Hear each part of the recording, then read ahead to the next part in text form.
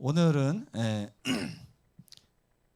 우리가 그의 영광을 보니라고 하는 주제로 좀 은혜를 나누려고 합니다. 저는 성경 말씀을 그냥 깊이 묵상하는 걸 제일 좋아합니다. 뭐 주석을 찾아보고 뭘 찾아보고 이거보다도 그냥 성경 말씀을 딱 펼쳐놓고, 많이도 아니에요. 한 절에서 세 절, 네 절 요 정도 딱 놓고 하나님께서 무슨 말을 하셨는가 하고서 이렇게 깊이 좀 묵상하는 거를 좀 좋아합니다. 그리고 그런 설교도 많이 하려고 합니다. 그래서 오늘 준비한 말씀은 요한복음 1장 12절에서 14절에 있는 말씀을 가지고 그냥 여러분과 함께 깊이 묵상해 보는 시간을 가져보려고 하는 것입니다. 함께 읽겠습니다. 시작. 영접하는 자 곧 그 이름을 믿는 자들에게는 하나님의 자녀가 되는 권세를 주셨으니 이는 혈통으로나 육정으로나 사람의 뜻으로 나지 아니하고 오직 하나님께로부터 난 자들이니라. 말씀이 육신이 되어 우리 가운데 거하심에 우리가 그의 영광을 보니 아버지의 독생자의 영광이요 은혜와 진리가 충만하더라. 아멘. 제가 성경을 읽는 법을 좀 말씀을 드리겠습니다. 일단 여기 보면 영접이라고 하는 단어가 나오죠. 예수님을 영접한다는 게 무슨 뜻일까? 이런 궁금증이 이 말씀을 읽을 때 떠오릅니다. 그랬더니 영접하는 자라고 하는 얘기는 곧 그 이름을 믿는다는 것이다. 그러면 우리가 여기서 이제 어디로 가요? 마태복음 1장으로 가죠? 예수님의 이름의 뜻이 뭐지? 그렇죠? 그 이름을 예수라 하라. 이는 저가 자기 백성을 그들의 죄에서 구원할 자이심이라. 그렇죠? 예수께서 우리를 구원할 자라고 하는 이름을 가지셨는데 그 이름을 가지신 예수님을 내가 믿고 나를 구원해 달라고 의탁하고 의지하고 그분만 바라보는 것을 영접이라고 한다는 거구나. 이러면서 말씀을 보면서 은혜를 받는 거예요. 그런데 이렇게 영접하는 자들에게는 하나님의 자녀가 된다 이렇게 말씀하셨는데, 그렇게 말씀하시는 게 아니라 그 뒤에가 보니까 이것이 권세라고 하는 거예요. 권세. 여러분, 권세라고 하는 의미가 뭡니까? 저 집안은 권세가 있어. 세력가야. 안동 김씨 권세. 무지막지 하잖아요. 오늘날로 치면 삼성가의 그 권세. 뭔지 아시죠, 여러분?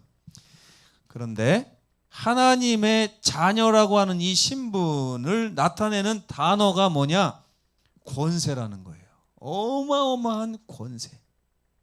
여러분, 권세를 누리고 싶은 생각은 혹시 없으신가요? 있어요? 없어요? 제가 볼 때 없는 것 같아요. 저도 보니까 권세를 누리고 살고 싶다 이런 생각은 별로 없고요. 50만 원만 더 있으면 좋겠다. 그죠? 그리고 이번에 좀 승진했으면 좋겠다. 그런 권세가 이 권세 얘기하는 거 아니에요. 그걸 권세라고 생각하시면 안 돼요. 문재인 대통령의 가족들이 누리는 그 권세, 그렇죠? 삼성가의 그 가족들이 누리는 권세. 저는 이 권세가 뭔지 한번 찾아봤더니, 삼성이 그 계열사를 쫙 보면서 그 가족들이 어디 사장 다 박혀 있는데, 대단하더라고요.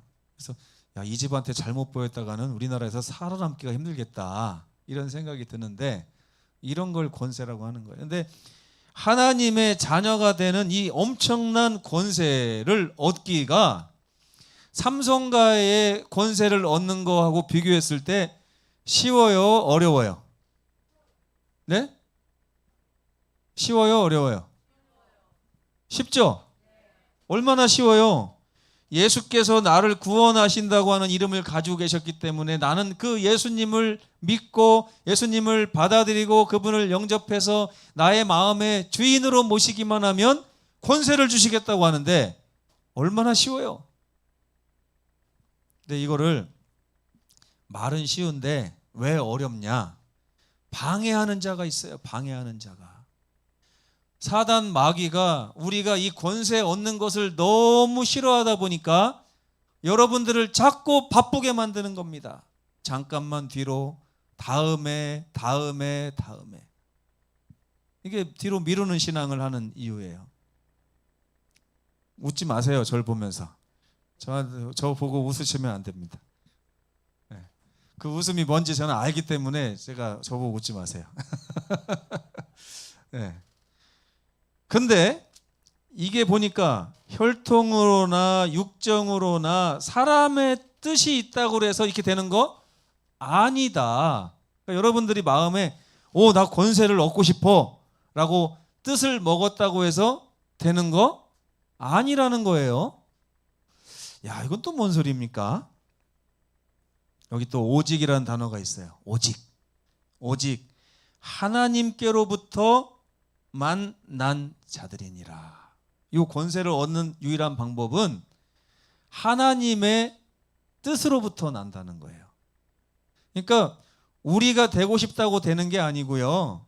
하나님이 우리를 권세 있는 자로 만드시겠다고 하는 의지가 있을 때 된다는 것입니다.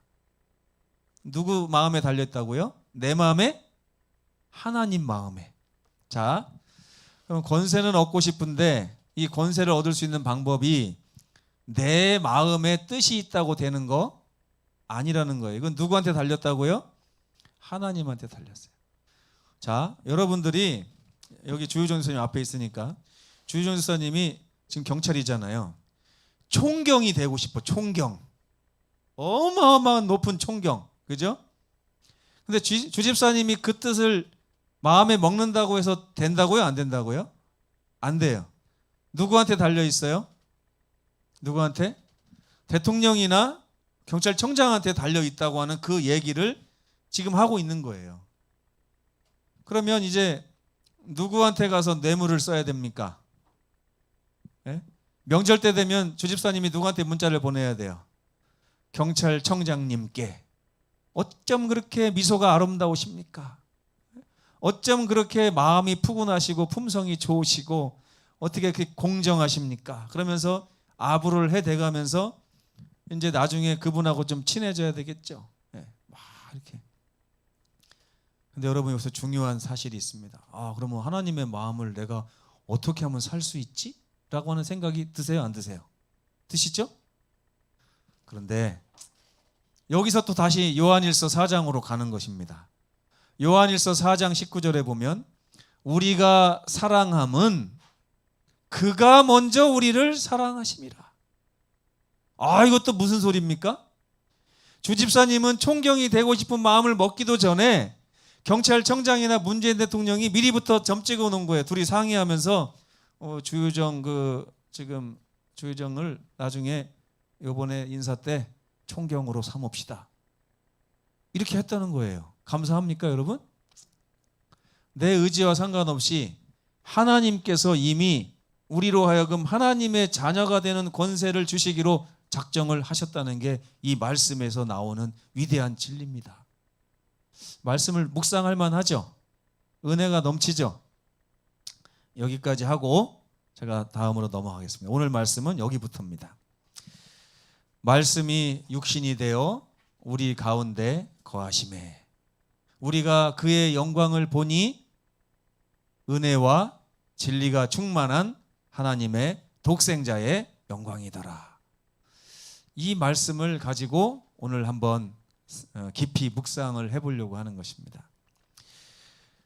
우리 예수님은 말씀이신 하나님이시라고 합니다. 말씀이신 하나님. 시대 소망에 보니까 이 말씀이신 하나님은 창조주 하나님이시고 사랑의 하나님이시고 그렇다고 표현이 돼 있어요.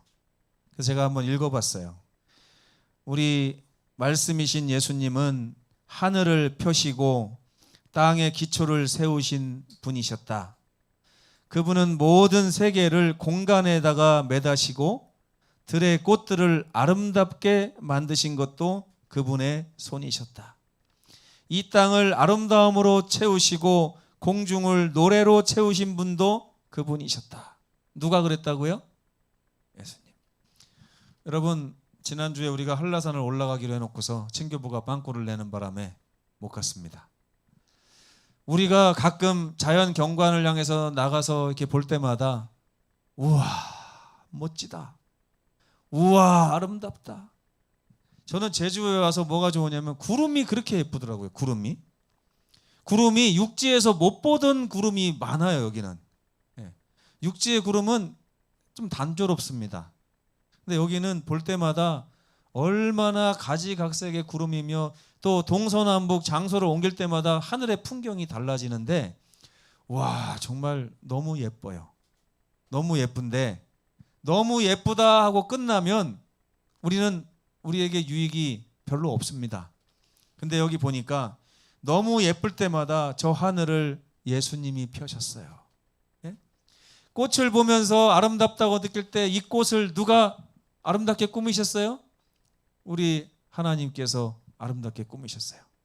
새들의 노래소리가 날 때마다 야 하나님 어떻게 저렇게 예쁜 소리를 우리에게 낼 수 있을까? 그렇죠? 이게 바로 우리가 하나님을 만나는 첫 번째 방법입니다. 그래서 성경은 천연계를 통해서 하나님을 만날 수 있다라고 이야기를 하고 있어요. 천연계를 통해서 보라 너희는 누가 이 세상을 만들었는지 보라 하고 이사야가 계속 이야기하고 있지 않습니까? 또 보니까 그분은 사랑의 하나님이기 때문에 그 만드신 것에다가 다 뭘 써놨냐면 사랑을 써놨대요. 그분은 땅과 공중과 하늘에 있는 모든 만물에 하늘 아버지의 사랑의 기별을 기록을 해 놓으셨다는 것입니다.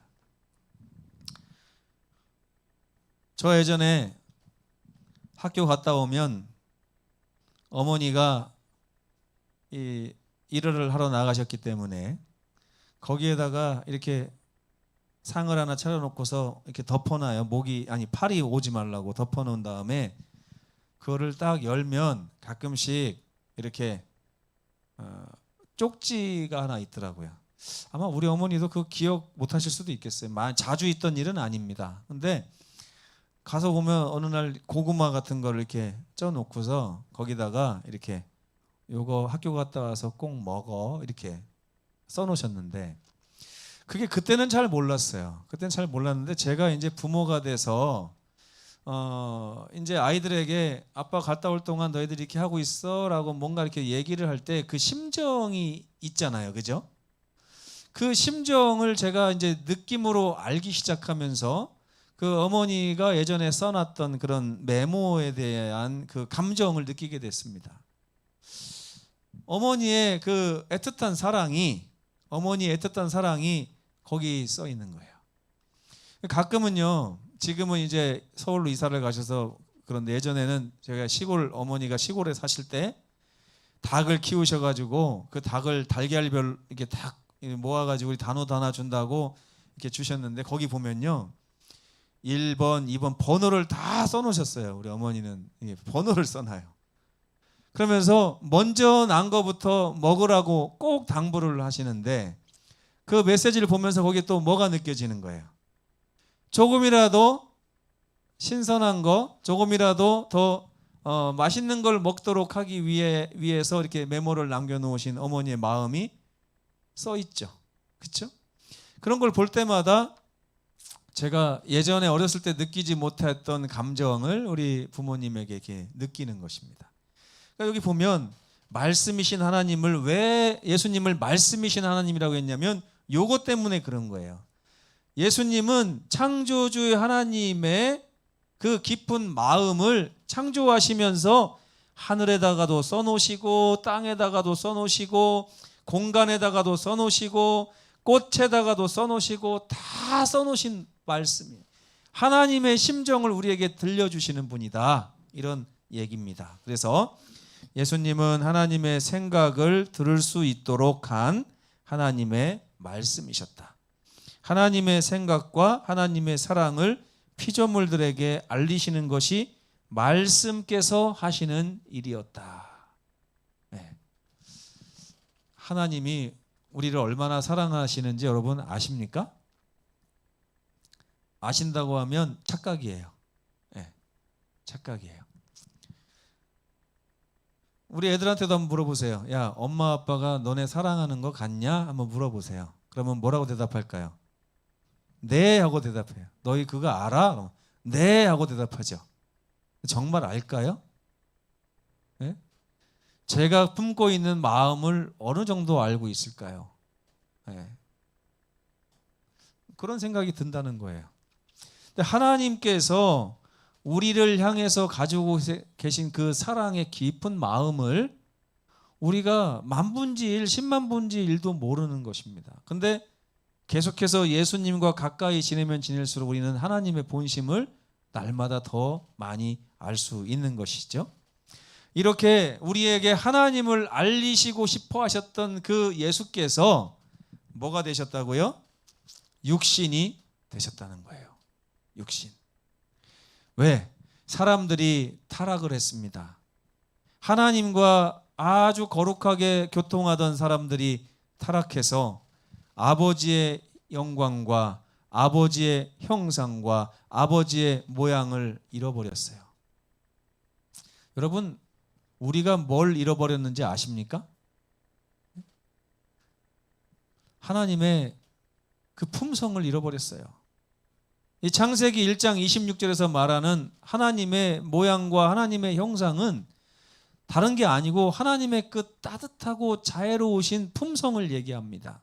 우리는 하나님처럼 우리도 따뜻한 사람이 원래 돼야 마땅해요. 사람은 따뜻한 존재로 창조가 되었기 때문에 그렇습니다. 그런데 그들은 그걸 잃어버렸어요. 여러분, 요즘에 보면 어떤 분들이 우리 서귀포교회 오더니 교회가 안 따뜻해요, 이런 분들도 있어요. 여러분들은 어떠세요? 우리 교회 따뜻합니까? 네? 말씀은 잘하세요. 따뜻한 것 같죠? 근데 가끔 보면 엄청 차가워요. 여러분, 그거 느끼셔야 돼요. 엄청 차갑다는 거를. 맨날 따뜻한 게 아니라 차가울 때 보면 언제 따뜻했냐는 식으로 차가워요. 여러분, 그거 아세요? 근데 왜 그런가 봤더니 우리 교회의 문제가 아니라 이게 타락한 인류의 문제예요. 그래서 우리는 스스로 온기를 낼 수가 없기 때문에 온기의 근원 되시는 하나님께 가까이 붙어 있는 사람만 따뜻함을 소유할 수 있습니다. 그래서 우리가 예수님과 가까이 하는 사람은 그만큼 따뜻해지고요. 예수님과 가까이 있지 않은 분은 따뜻할 수가 없어요. 아무리 노력해도 안 됩니다. 원래 차가운 존재이기 때문에 그래요. 그래서 그들은 치료가 필요했습니다. 이거는 인류가 병든 거나 마찬가지예요. 원래는 따뜻한 존재로 창조하셨는데 사람이 차가워졌거든요. 차가워졌어요. 매정해지고, 그죠? 인색해지고, 마음에는 질투와 시기와 미움과 이런 것들이 가득하고, 사돈이 땅을 사면 괜히 배가 아프고, 그죠? 누가 내 앞에서 잘난 척하면 괜히 눈꼴이 시리고, 안 그러려고 해도 그렇게 될 수밖에 없어요. 우리가 고장났기 때문에 그렇습니다. 아이, 저 사람 왜 그래? 할 필요도 없어요. 왜? 원래 그래요. 원래 사람이 타락하고 나서 하나님의 아버지의 형상을 잃어버렸기 때문에 우리는 그런 악한 존재가 된 것입니다. 그래서 누가복음에 보면 예수께서 너희는 너희 아비 마귀로부터 났기 때문에 그럴 수밖에 없다. 그래서 치료가 필요한데 하나님께서 그 일을 하실 것이라 그랬습니다. 감사하십니까? 하나님이 우리를 치료해 주신답니다. 그래서 하나님께서는 치료의 방법으로 당신의 영광을 감추시고 육신이 되셨어요. 그분은 떨기나무와 같은 육신에 자신을 감추셨습니다. 이 모세에게 나타나셨을 때 떨기나무의 불빛으로 나타나셨잖아요. 하나님이 본래의 모습으로 나타났으면 모세는 즉사했을 것입니다. 그러나 하나님께서 모세와 가까이 하시기 위해서 떨기나무로 자기를 감추시고 떨기나무의 불꽃으로 나타나셨던 것이죠. 그래서 시대소망에 보면 신성을 나타내기 위하여 선택된 표상은 외관상 주목을 끌지 못하는 초라한 관목이었다. 이 떨기나무, 그죠? 마찬가지로 하나님께서는 예수 그리스도가 쓰신 그 인성, 거기에 하나님을 감추셨다는 거예요. 초라한 모습으로 태어나셨어요. 아기로 태어나셨을 뿐만 아니라 정말 외관상 잘생긴 얼굴도 아니고 뭐 볼품없는 그런 모습으로 태어나신 분이 우리 예수님이었다는 것입니다. 근데 이 가운데 무한하신 분께서 감추어져 있었다. 이게 중요한 것입니다. 히브리서 10장에 보면 나를 위하여 하나님께서 한 몸을 예비하셨다. 이게 바로 예수님께서 성육신하신 모습을 얘기하죠. 그런데 그 허름한 육신, 겉으로 볼 때 아무것도 아닌 그런 아름답지 않은 모습을 가지고 오신 예수님이었지만 그분이 우리 가운데 거하시는 하나님이셨다고 하는 것을 그 제자들이 알게 된 것입니다. 우리가 죄의 병에 걸렸을 때 그분은 우리를 떠나는 대신에 더 가까이 계시려고 육신이 되셔서 우리 가운데 오셨습니다. 여러분, 밤새 자녀와 함께 있으신 적 있으시죠? 언제 그렇습니까? 아파가지고 아이가 막 열이 나고 울고 싸고 막 이럴 때 엄마가 밤새 잠을 못 자요. 엄마가 원래 아빠도 못 자야 됩니다. 근데 저는 예전에 우리 단우가 아프고 막 그럴 때 아침에는 내가 아이를 봐야 되겠다 이렇게 생각을 하고 꿀잠을 잤는데 누가 발로 차더라고요. 일어나라고. 그분은 밤새 우리와 함께 있기를 원하셨습니다. 왜? 우리를 돌보시고 우리를 치료하시기 위해서. 그래서 내가 그들 중에 거해야 되겠으니 내가 그들 중에 거할 성소를 그들을 시켜 나를 위하여 지어야겠다. 그렇게 성소를 지었을 때 하나님께서 이스라엘 백성들과 함께 계시며 그들을 만지시고 그들을 치료하시는 장면이 출애굽기, 레위기, 민수기, 신명기까지 나오는 것입니다. 예수님께서는 멸망해 가는 자들에게 생명을 주시기 위하여 우주의 보좌에서 내려오기를 선택하신 거예요. 그래서 그 이름은 임마누엘, 이건 우리말로 하면 호입니다. 호. 우리 오늘 기도하신 이규길 장로님이 호가 홍암이잖아요. 홍암. 홍암 이규길 장로님이신데 예수님께서는 임마누엘, 예수 이렇게 부르시면 되겠습니다. 그 뜻이 뭐냐면 하나님께서 우리와 함께 계시는 도다, 이런 뜻이에요. 우리를 떠나지 않으셨다는 것입니다. 그래서 하나님이 우리 가운데 거하시는 목적은 첫 번째, 하나님의 품성에 친숙해질 수 있도록. 예수님을 볼 때마다 우리가 마귀의 품성에 친숙해지는 것이 아니라 하나님의 품성에 친숙해지는 거예요. 차가움에 익숙해져 있는 우리지만 따뜻함이 얼마나 좋은지를 알게 되는 것입니다. 따뜻함. 야, 여러분, 교회는 아까도 말씀드렸지만 따뜻함이 있어야 돼요. 따뜻함이 없는 교회는 아무리 좋은 걸 가지고 장사를 하듯이 선교를 해도 소용이 없습니다. 따뜻함을 찾아오는 분들이 있기 때문에 그런 것이죠. 두 번째는 하나님의 말씀이 얼마나 진리이고 그 진리이기 때문에 순종해야 된다는 것을 예수께서 보여주시기 위해서 우리 가운데 오셨어요. 그리고 우리가 당한 어려운 시련들을 도와주시기 위해서 예수님도 그 시련을 다 당하시고 승리하셨습니다. 그리고 멀리 있는 것처럼 느껴지는 하나님의 사랑을 가까이서 볼 수 있도록 예수께서 우리 가운데 거하시게 됐다는 것입니다. 우리는 작은 예수입니다.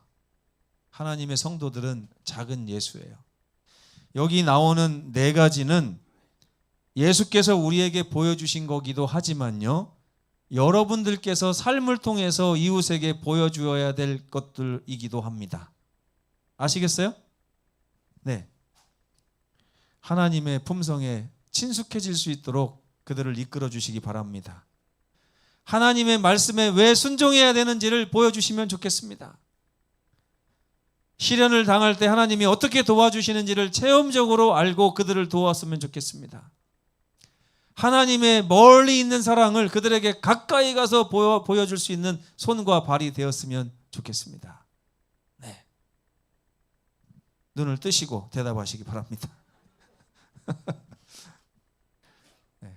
그의 영광을 자, 우리 가운데 거하시는 예수님 가운데서 우리가 그의 영광을 볼 수 있다, 이렇게 성경은 얘기합니다.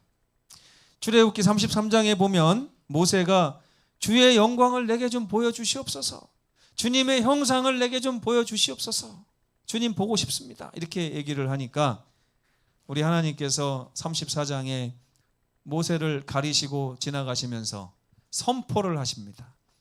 여호와로라, 여호와로라, 자비롭고 은혜롭고 노하기를 더디하고 인자와 진실이 많은 여호와로라, 이게 내 모습이다 하고 말씀을 하신 것입니다. 이 말씀은 모세가 보여달라고 했는데 보여주신 게 아니라 들려주셨어요. 그죠? 약속이 좀 틀리죠. 그죠? 모세는 보여달라고 했는데 하나님은 왜 들려주셨을까요? 이유가 뭘까요? 네? 어차피 이 다음 말씀이 있기 때문에 그래요. 그래서 예수께서 이 시내산에서 들려주신 하나님의 선포를 실제로 보여주시기 위해서 이 땅에 오신 것입니다. 그래서 예수님의 사명은 이렇게 써 있어요. 주의 성령이 예수님에게 임하셨으니 이는 성령을 통해서 가난한 자에게 복음을 전하게 하시고 내게 기름을 부으시고 나를 보내셔서 포로된 자에게 자유를 주고 눈먼 자를 다시 보게 하고 눌린 자를 자유케 하고 주의 은혜가 있다는 것을, 주의 은혜의 해가 있다는 것을 전파하게 하기 위해서 예수님께서 오셨다라고 표현하고 있는 것입니다. 우리는 예수님을 통해서 모세가 보고 싶어 했던 그 영광, 모세가 보지는 못하고 듣기만 했던 그 영광을 우리는 이미 성경을 통해서 역사적으로 보고 체험하고 있는 은혜의 백성들임을 감사하시면 좋겠습니다. 그래서 우리는 그걸 봐야 된다고 그랬어요. 예수께서 뭘 보여주셨습니까? 아버지의 품성을 보여주셨어요. 나를 본 자는 아버지를 보았거늘. 또 순종의 모본도 보여주셨습니다. 내가 주의 뜻을 따르는 것이 얼마나 큰 기쁨인지 모릅니다. 다윗의 고백이 곧 예수님의 고백이었죠. 요한일서 4장 9절에 보면 하나님은 사랑이시다는 것을 예수님께서 계속 우리에게 보여주셨고, 히브리서 4장 15절에 보면 우리의 연약함을 체휼하셨기 때문에 우리를 능히 도우실 수 있는 예수님에 대해서 이야기를 하고 있습니다. 그러면서 우리에게 아버지께로 돌아오라, 돌아오라 말씀을 하시는 것이죠. 나는 선한 목자라, 나와 함께 아버지께 돌아가지 않겠느냐. 나는 하늘로부터 내려오는 살아있는 떡이다. 이 떡을 먹고 아버지의 사랑을 느껴보지 않겠느냐. 내가 곧 길이요 진리요 생명이니 나로 말미암지 않고는 아버지께 올 자가 없는 것이다. 이런 예수님이 우리에게 영광을, 하나님의 영광을 드러내실 때 우리가 그분을 보는 것이 얼마나 중요한지 여러분 이 말씀을 통해서 깨달을 수 있는 것입니다. 우리와 함께 계시는 하나님이신 예수님은 우리에게 아버지의 영광을 보여주심으로 우리의 뭐를요? 마음, 중요한 게 이겁니다. 우리의 마음을 그분께로 이끄시는 거예요. 내 마음이 있는 곳에 뭐도 있다고 그랬습니까? 보물도 있다고 그랬죠. 또 우리의 보물이 있는 곳에 마음도 있는 것입니다. 마찬가지로 우리의 마음이 하나님께 향해 있다면 우리 삶의 전체적인 부분이 다 하나님을 향해 가겠죠. 예전에 신학과 총장을 삼육대학교 총장을 지내신 김상래 목사님이 논문을 썼던 이야기를 제가 해드렸습니다. 논문을 쓰니까 논문에 막 이제 마감일이 다가오니까 바쁘잖아요. 예. 내일 모레까지 안 쓰면 안 돼. 얼마나 바빠요. 잠도 못 자고 새벽부터 계속 논문을 쓰는데 여기저기서 약속이 오는 거예요. 목사님 좀 만나면 어떻겠습니까? 한번 만나 뵙고 싶습니다. 이렇게 하니까 목사님이 어떻게 했어요? 전부 다. 이틀 뒤에 봅시다. 지금 못 갑니다. 바쁩니다. 다 거절을 했어요. 그런데 갑자기 사모님한테 전화가 왔어요. 여보, 우리 동영이가 다쳤어요. 병원에 실려갔어요. 여보, 나 지금 논문 쓰잖아. 전화 끊어. 이렇게 했을까요? 논문을 딱 덮어놓고 바로 병원에 가서 우리 아들 괜찮냐. 결국 그 논문을 제때 내지 못해서 다음 기회를 이용할 수밖에 없었다는 것이죠. 마음이 있다는 것은 이런 걸 얘기합니다. 그렇죠? 여러분, 우리가 하나님 섬길 때 우리가 자꾸만 핑계를 대요. 논문 써야 됩니다. 그러면 옆에서 뭐라고 그래요? 논문 쓰셔야 되는구나. 알겠습니다. 다음에 뵙겠습니다. 이해가 돼요. 그죠? 이해가 돼. 다른 사람은 그 전화를 끊고서 다 이해를 했을까요? 안 했을까요? 논문 쓰시니까 이틀 뒤에 만날 수 있구나. 근데요, 사모님이 전화를 했더니 목사님이 논문 써야 되니까 다음에 얘기하게 그거 딱 끊었으면 사모님은 그걸 이해를 할까요? 못 할까요? 말이 안 되는 거예요. 그렇죠? 다른 사람하고 우리 그 아들은 달라요. 그죠? 다릅니다. 그렇기 때문에 하나님께서는 우리의 마음을 움직이시려고 하는 거예요. 우리가 마음과 뜻과 목숨을 다해서 하나님을 섬길 때에 우리가 행복하다는 걸 아시기 때문에 하나님은 우리의 마음을 움직이시려고 하는 거예요. 만약에 여러분들의 마음이 움직이면 신앙은 저절로 됩니다. 요한복음 14장 15절에 너희가 나를 사랑하면 내 계명을 저절로 지키게 될 것이다. 지키려고 노력하지 않아도 마음이 나에게 있으면 내 말을 순종하게 되어 있다. 이렇게 얘기하신 거예요. 그럼 우리의 모든 문제는 어디에 있는 것입니까? 마음이 없어서 그래요. 마음이 없어서. 목사님, 이번 주에 제가 교회를 못 갑니다. 뭐 이런 사정이 있고 사정이 있어요. 사정이 있는 게 아니라 마음이 없는 거예요. 그렇습니까, 여러분? 동의를 못 하시네요. 왜 이렇게 저렇게 심한 말을 하시지? 진짜예요. 여러분, 사정이 중요한 게 아니라 마음이 없는 거예요. 진짜 그래요, 여러분. 제 친구가 만화책을 너무 좋아하는데 손이 부러졌어요. 양손을 어떻게 잘못 짚어 부러져가지고 병원에 누워 있어요. 만화책 볼 수 있어요, 없어요? 네?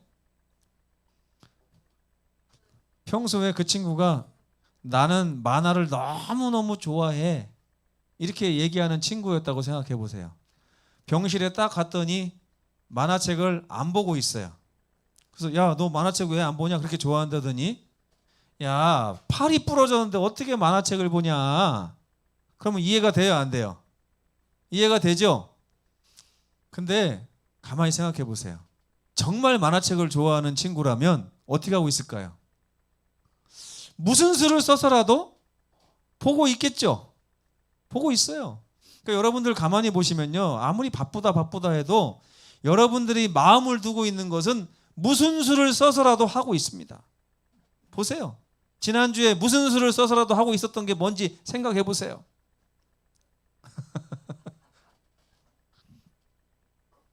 1절만 하지 계속 2절, 3절 하니까 괴롭습니까, 여러분? 무슨 수를 써서도 하게 돼 있습니다. 우리 마음이 예수께 가 있으면 우리가 이런저런 핑계거리가 생기고 그것이 물론 이 세상에서 교회에서 인정이 되고 이해가 된다 할지라도 그것은 우리가 상관할 바가 못 돼요. 사실 우리의 마음이 주께 있으면 팔다리가 부러져도 전도합니다. 그래요, 안 그래요? 그렇죠? 아무리 먹을 게 없어도 먹는 것보다 전도하는 데 더 관심이 가 있어요. 마음이 있으면 그런 것입니다.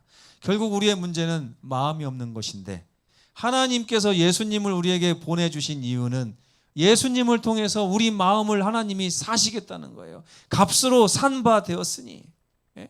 얼마나 큰 값을 하나님이 주셨는지를 보여주시면서 우리가 그 값을 보면서 마음이 움직이게 하도록 하는 것이 하나님의 계획이시라는 것입니다. 어두운 데에 빛이라 말씀하셨던 그 하나님께서 예수 그리스도의 얼굴에 하나님의 영광을 아는 빛을 딱 주셔가지고 우리에게 비추게 하셨다. 여러분, 얼굴에 뭐가 써 있다고 하는데 여러분 이해가 되세요?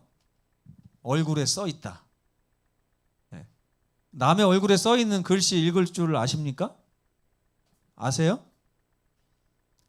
사람은 희한하게 남의 얼굴에 써 있는 글씨를 읽더라고요.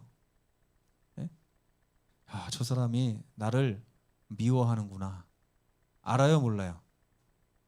지금 저 사람이 나와 함께 있는 것을 싫어하는구나. 알아요, 몰라요?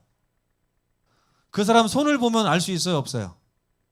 여러분, 제 배를 보면 제 마음 알 수 있나요?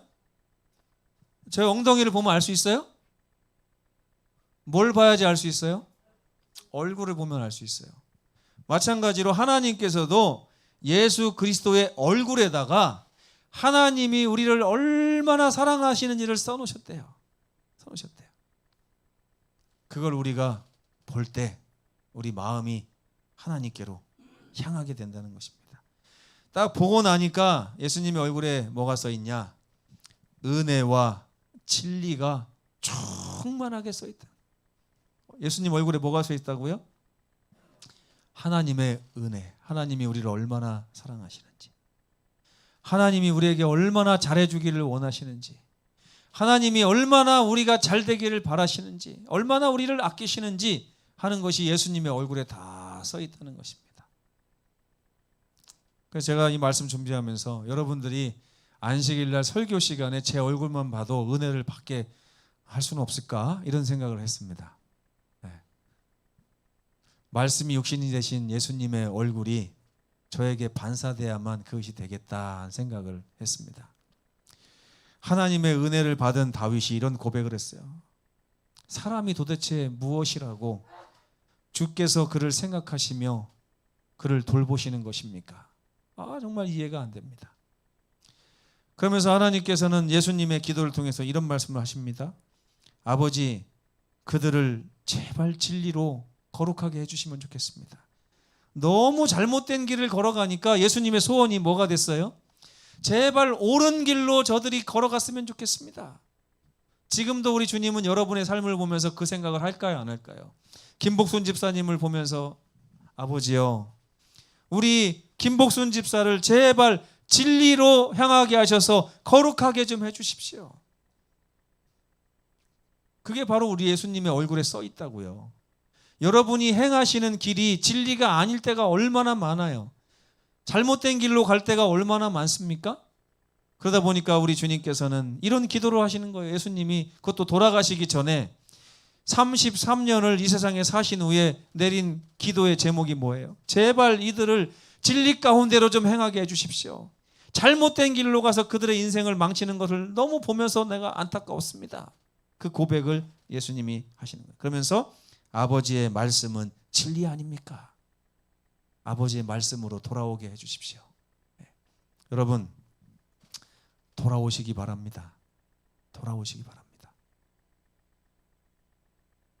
똑같이 1시간 설교 듣고서 돌아오지 않으시면 아까 이장로님 말씀하신 대로 이 교회 안에는 두 부류가 있어요. 영적 신자가 있고 육적 신자가 있어요. 말씀을 듣고 돌아오는 자들은 영적 신자가 될 것입니다. 말씀을 듣고 돌아오지 않는 자들은 여전히 육적 신자로 남아 있을 것입니다. 하나님께서는 아들을 약속하셨고 그 약속을 지키셨잖아요. 예수님께서 오셔서 우리의 왕이 되시고 우리의 희생제물과 우리의 대제사장이 되셨습니다. 그분은 우리 가운데 거하려고 오신 우리를 너무 사랑하시는 하나님이셨어요.